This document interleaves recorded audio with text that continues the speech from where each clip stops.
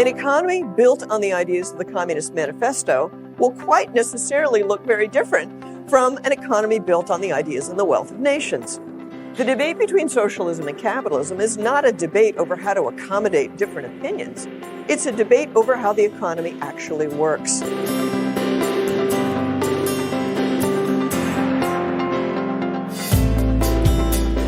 Welcome to the Acton Vault podcast, a product of the Acton Institute for the Study of Religion and Liberty. I'm Eric Cohn, executive producer. This week, we're going back in time to January 3rd, 2008, and a lecture delivered here in Grand Rapids by Dr. Jennifer Roback Morse.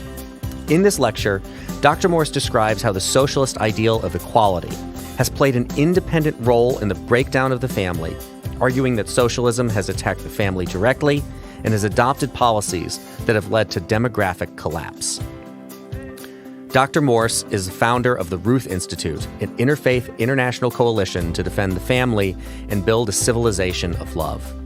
She has authored or co-authored 6 books and spoken around the globe on marriage, family, and human sexuality. Her latest book is The Sexual State: How Elite Ideologies Are Destroying Lives and Why the Church Was Right All Along. She earned her Ph.D. at the University of Rochester and taught economics at Yale and George Mason University. You can find additional resources in the show notes for this episode, as well as previous episodes on our website at acton.org/podcast. If you like this program, you can help us reach even more listeners by sharing it with a friend and by leaving us a 5-star review on Apple Podcasts. We welcome your comments as well. Acton Vault is available on Apple Podcasts, Google Podcasts, Spotify, or wherever you listen. Jenny Roback Morse is a Ph.D. in economics.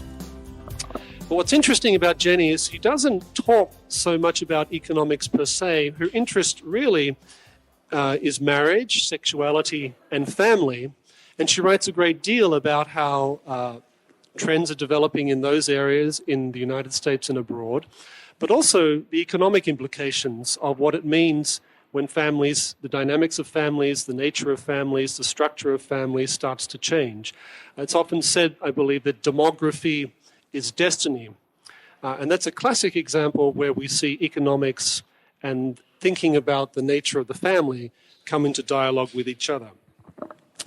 Now, Jenny has had a very long and illustrious career. She is a committed career woman before she had children. And she did a doctorate, I believe, at Rutgers. That's right, Rutgers. And she then spent 15 years teaching at Yale University and George Mason. In 1991, I suspect she probably changed a great deal of her life when she and her husband adopted a 2-year-old Romanian boy, and then they were lucky enough to give birth to a baby girl.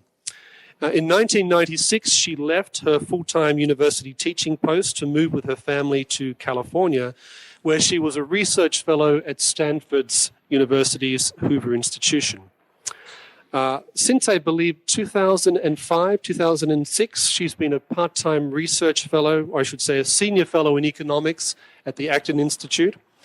And she writes and speaks about love, marriage, sexuality, and the family all around the country. Let me mention a couple of her books that I suspect some of you may be interested in. I think one of her really excellent books is Love and Economics: Why the Laissez-Faire Family Doesn't Work, which was published in 2001 by Spence Publishing. She's also the author of Smart Sex: Finding Lifelong Love in a Hookup World, which was published in 2005. She's also written extensively for newspapers, both religious and secular in nature. She's spoken at conferences organized by the Vatican. She's also written a great number of scholarly articles as well. And she currently lives in Vista, California. She also has her own website. And if you Google Jennifer Roback Morse, the website will come up. But those of you who are interested in her work and her ideas and the types of things that she's doing and speaking about in the United States and around the world, she has an email newsletter which goes out on a regular basis. There's a sign-up list for it here. So any of you who are interested in signing up to her email list, I'll pass this around so that those of you who wish to do so can do so. The subject of today's lecture is, I guess, a good mixture of politics and economics. It's called Freedom, the Family, and the Market, a humane response to the socialist attack on the family. Ladies and gentlemen, Dr. Roback Morse.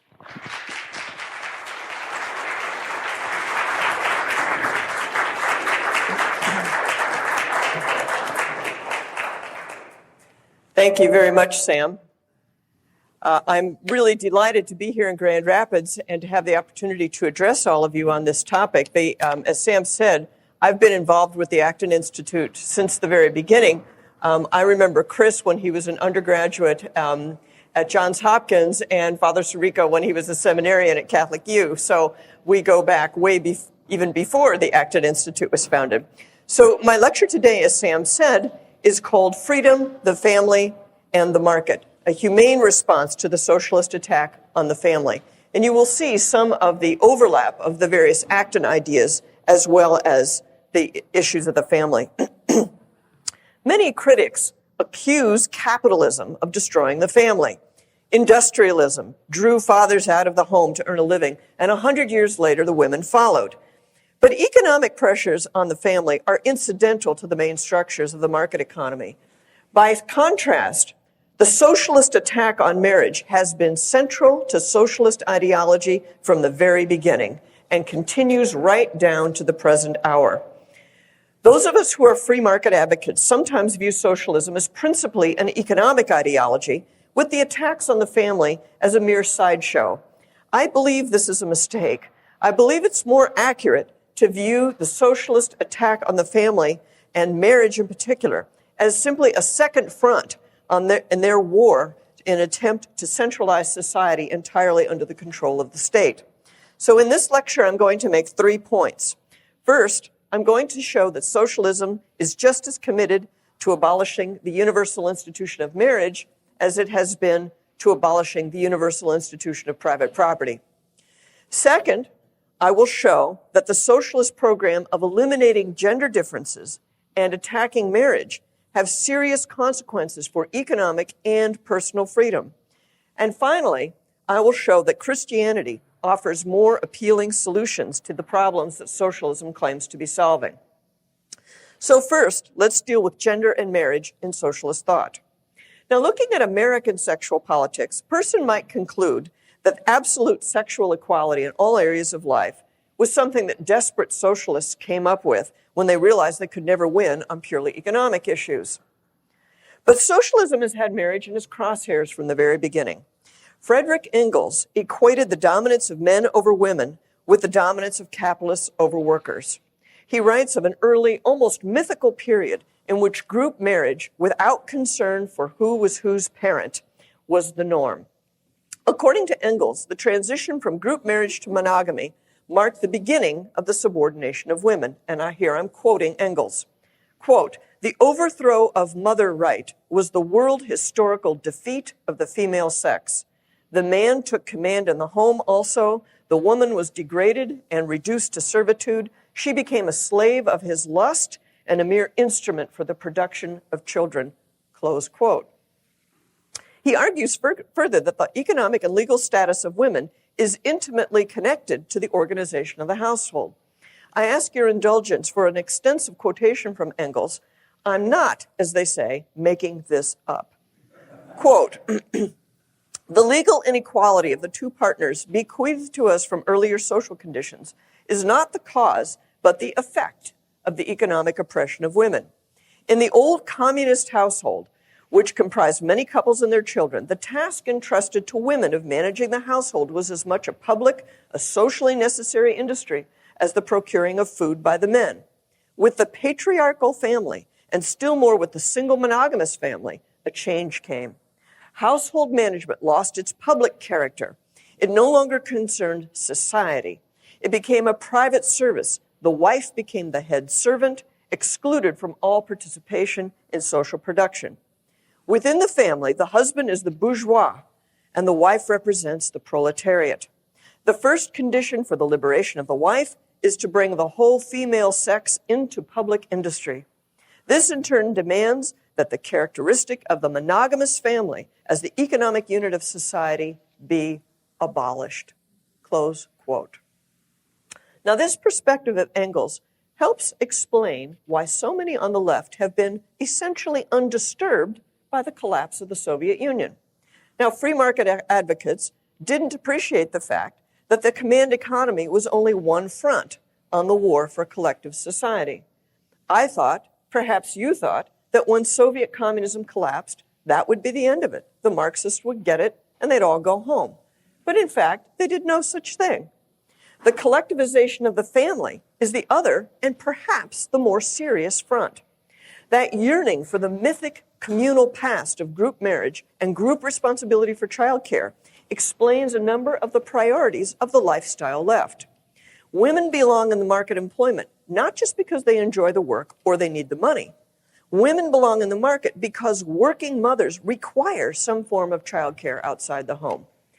The left is indifferent to the rise in unmarried childbearing and the increase in the divorce rate because these, quote, alternative family forms, which is what they call them, these family forms reduce the dependence of the mother on the child's biological father and increase the demand for state-supported social services.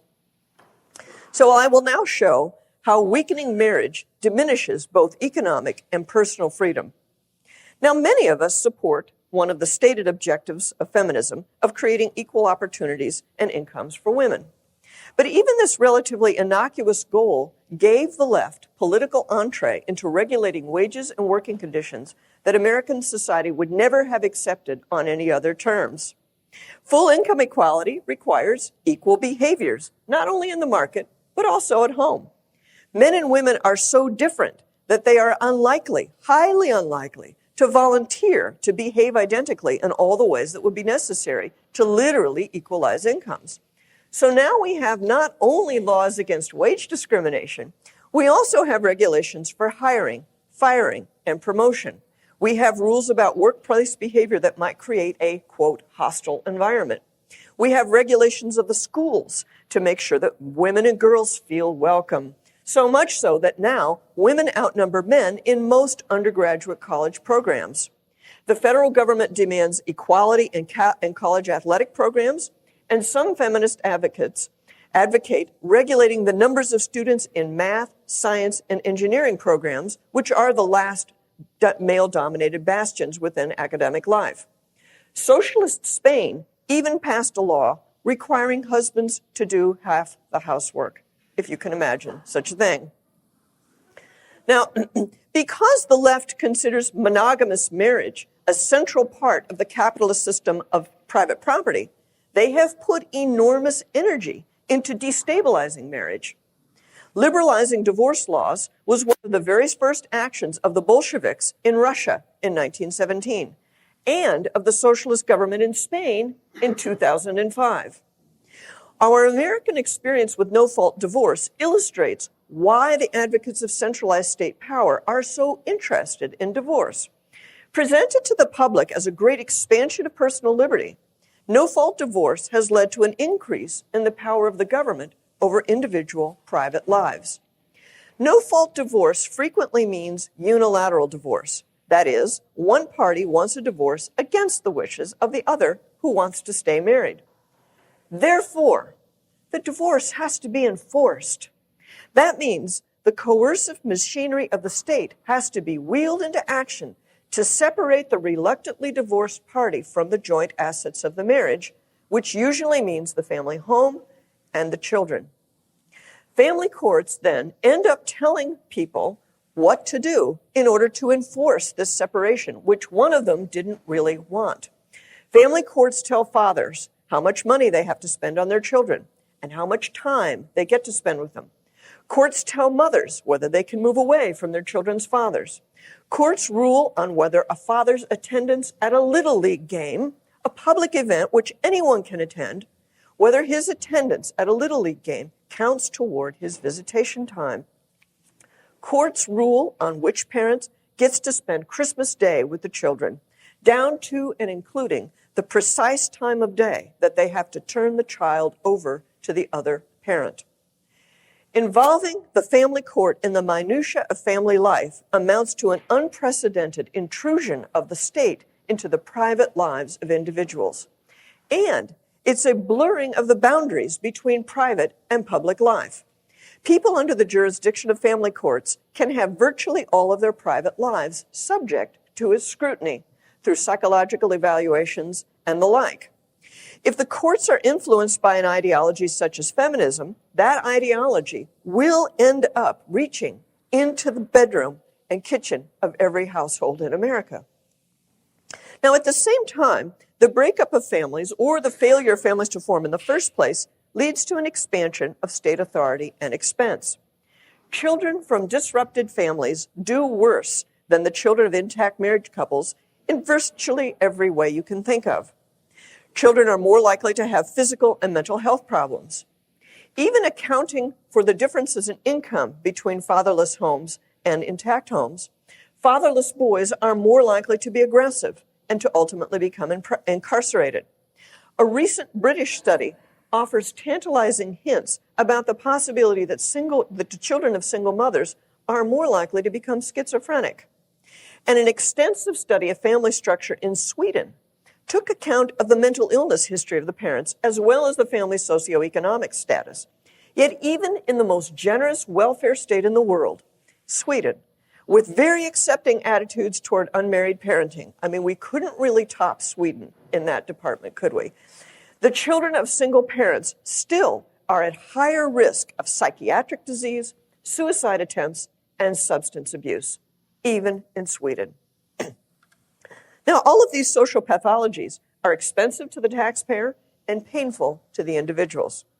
Most people would consider this to be a disadvantage of family breakdown. But Marxists do not share this view.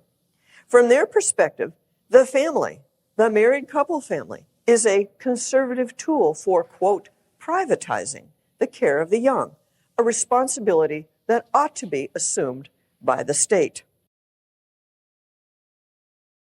The latest leftist strategy has been to insist that marriage should not be, quote, privileged as the normal context for child rearing. The state should be, quote, neutral and not discriminate among family forms. To see that this demand is not as reasonable as it sometimes sounds, imagine somebody making the comparable argument for free markets. They might argue that the government should be neutral between private property and collective property, between enforcing contracts or not enforcing contracts. People who want contracts should pay to have them enforced themselves. They should not ask the government to subsidize their private and possibly irrational preference for private property and contracts. Now, I don't think very many free market advocates would accept that kind of claim, that the state should be indifferent between a centrally planned economy and a market-ordered economy. An economy built on the ideas of the Communist Manifesto will quite necessarily look very different from an economy built on the ideas and the wealth of nations. The debate between socialism and capitalism is not a debate over how to accommodate different opinions.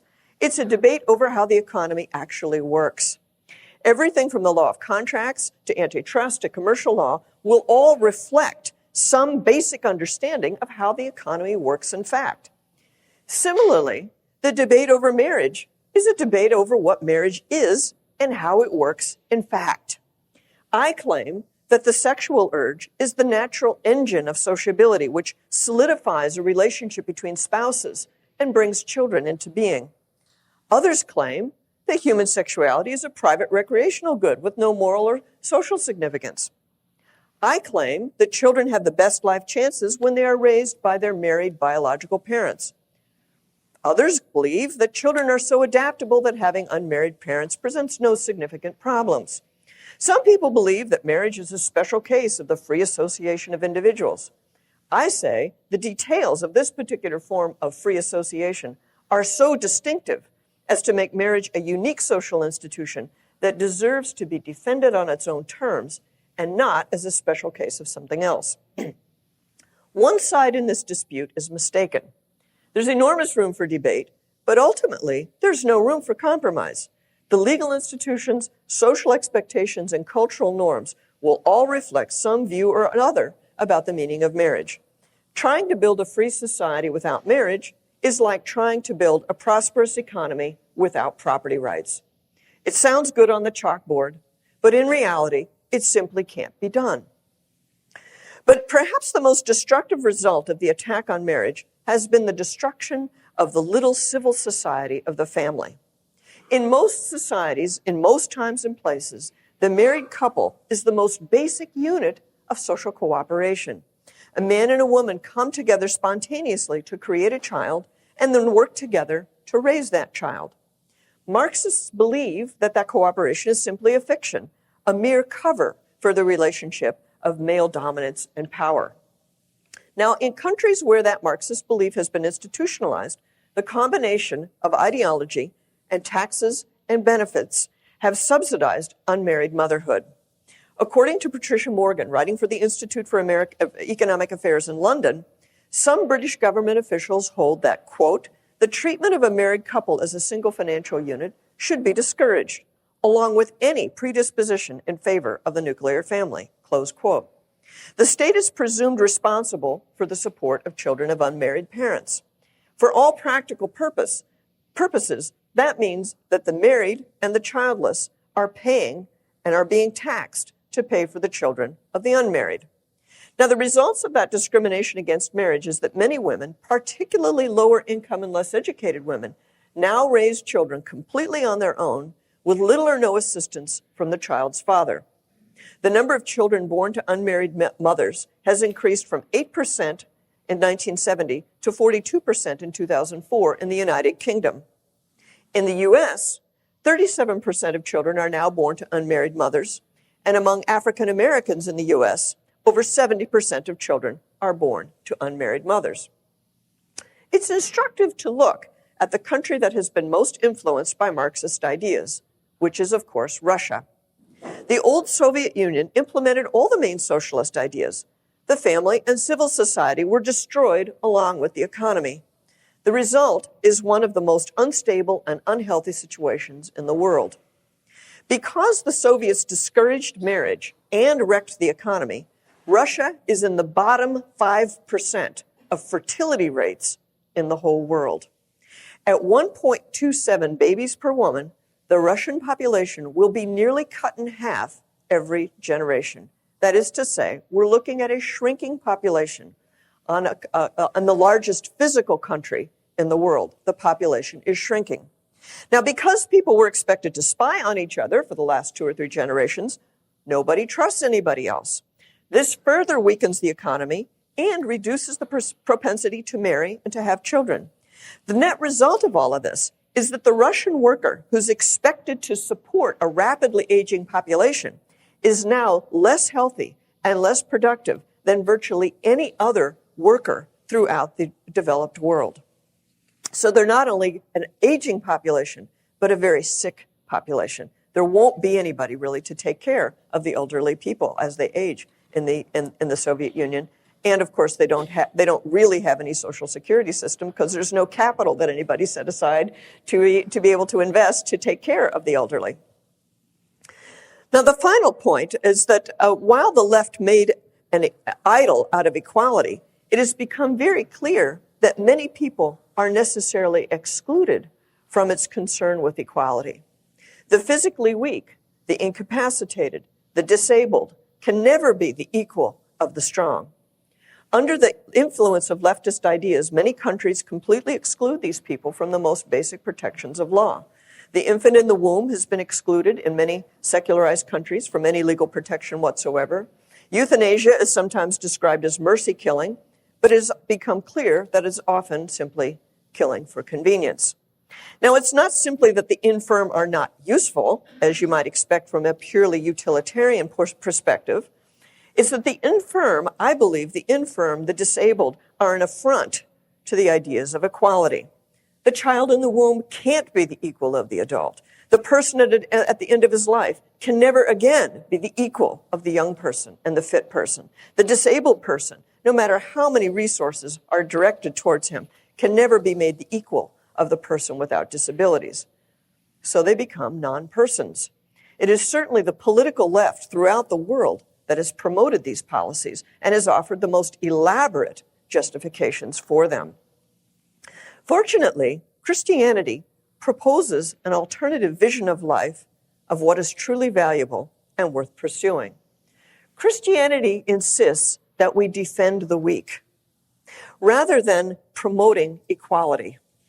And it's become very clear, I think, that defending the weak is a different ethical mandate from creating equality. Defending the weak, of course, includes the right to life from conception till natural death. Our enemies worldwide are primarily from the left end of the political spectrum, who demand equality for every other group in every other circumstance other than life-threatening ones. Christianity, of course, also offers a different vision of gender. Under the Christian vision, we embrace the differences between men and women as part of the divine plan for teaching love and drawing us out of our natural self-centeredness. Marriage is inherently a gender-based institution because it helps men and women to bridge the natural differences that exist between us. Marriage is a school and household of love. Within the household, men and women learn to help each other, to cooperate with each other, and to understand one another. This is very different from the socialist image of husbands and wives at each other's throats in competition for dominance and power inside their own homes. Socialists insist that love, sex, and reproduction be separated from each other for the sake of making men and women equal. But this view necessarily places men and women at odds with each other. Men exploit women for sex, seeing them as objects that simply give pleasure. Women, in turn, exploit men for reproduction, treating them sometimes as a combination of wallet and sperm bank. The Christian vision insists that marriage is the proper context for both sexual activity and child-rearing. The man's sexual desire for woman turns him towards love for her.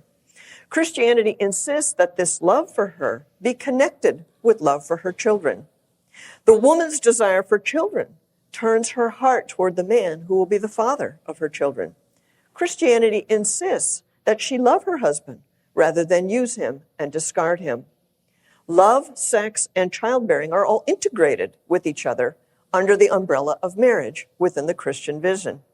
Now, and Christianity, combined with free market thinking, offers a different solution to the economic inequality between men and women that socialism has tried to promote. Marxist-inspired feminism insisted on identical incomes for men and women at every point in their working lives. This misguided concept of justice has shaped 40 years worth of public and corporate policy, not to mention 40 years worth of people's individual personal choices as women came to believe that their primary objective should be to be equal with men in the workforce all the time. But traditional male career trajectories demand the most intense investments early in our lives. By the time women have accomplished enough in their careers to feel financially prepared for motherhood, their peak fertility is often behind them. And of course, it takes a long time to figure that out by yourself. By the time you figure it out, it may be too late to do anything about it. And nobody talks to the young women about this fact, that getting tenure, getting their degrees, and all of that stuff is going to postpone their childbearing so long that it may be impossible for them to meet the other important life goals that they have. I say that women would be better off if we simply accepted the reality that our fertility peaks during our 20s.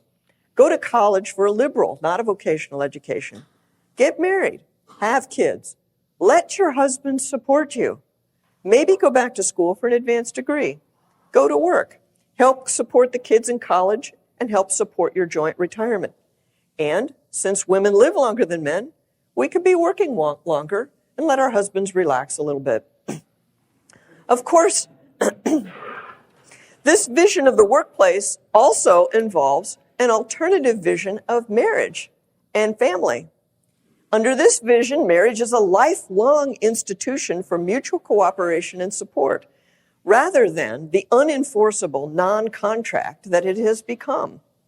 And I need not say that cooperation between the spouses would be far better for the children. Nor need I say that this is exactly the opposite of the feminist vision, which essentially replaced marital stability with employment stability. You were supposed to find your security in your own ability to work, rather than to find any security within your married life. Now, in conclusion, I would like to point out that Catholic social teaching joins with the Dutch Reformed tradition of sphere sovereignty in defending the family as a social institution that is independent of the state. The family is independent of the state and has claims against the state. In Centesimus Annus, Pope John Paul reiterates the point that was originally made by Pope Leo XIII way back 100 years before in Rerum Novarum. He said, Leo XIII frequently insisted on the necessary limits to the state's intervention and on its instrumental character, inasmuch as the family and society are prior to the state, and inasmuch as the state exists in order to protect the rights of family and society, not to stifle them. Now, as supporters of the Acton Institute, you're well aware that freedom and virtue work together in a symbiotic relationship.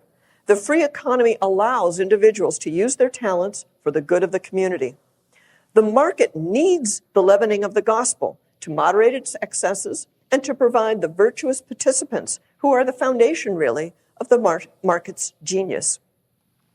I think it is time to weave the life of the family into this vision of the free and virtuous market and the free and virtuous market participants. The market cannot float on its own bottom. The market needs the other institutions of civil society.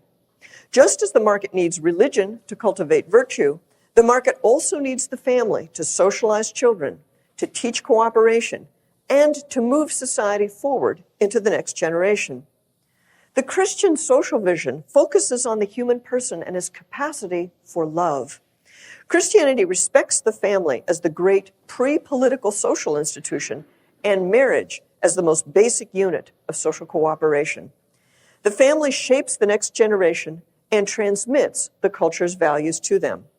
The family truly is the cradle of any civilization, especially the civilization of freedom and of love. Thank you very much.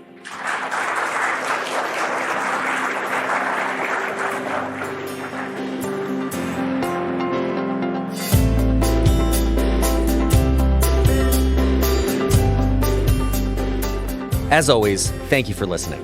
Our team loves putting this podcast together for you. It's encouraging to hear from our listeners. Feedback is incredibly important to us because it lets us know what you'd like to hear more of, including the kinds of topics you're interested in most. If you have comments, feedback, or ideas for a show topic or interesting guest, you can email our team at producer@acton.org. Until next week, for Acton Vault, I'm Eric Cohn.